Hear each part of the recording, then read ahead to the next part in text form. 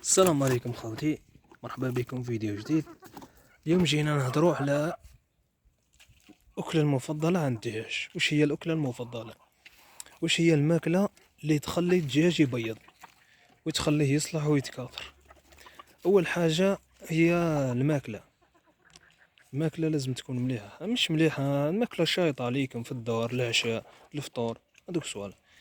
وزيد أكد لي على الشلاطة، حاجة خضراء كيما الشلاطة كيما الحشيش، الفصة هذيك اللي يعرف الفصة، كاين اللي يعرف الفصة هذيك ثاني ياكلوها.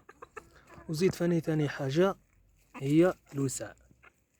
الدجاج يبغي الوسع، يبغي الحرية. فاني اطلقو تشوف كيف يولي يبيض.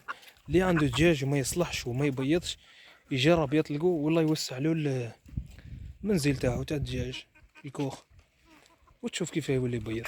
خوتي ما تنسوش تابعونا، ديروا لنا اشتراك، ومرحبا بكم في قناتي. شكرا. معلومة بسيطة بغيت نشاركها معكم.